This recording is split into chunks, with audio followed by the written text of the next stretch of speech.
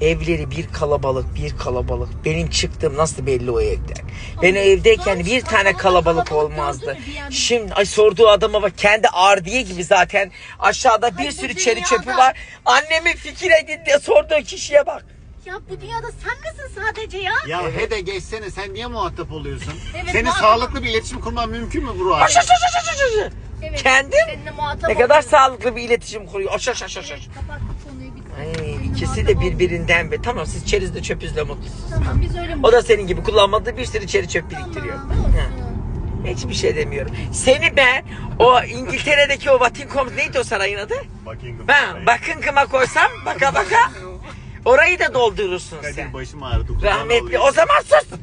Ya sen mi yetiştin? Rahmetli anneannemden beter oldu. Çer çöp toplayıp eve dolduruyor. Ya tamam sen toplama, biz topluyoruz. Biz Annemin memnunuz. evine girsem başıma atılacak dünya kadar şey var ama ona sorsan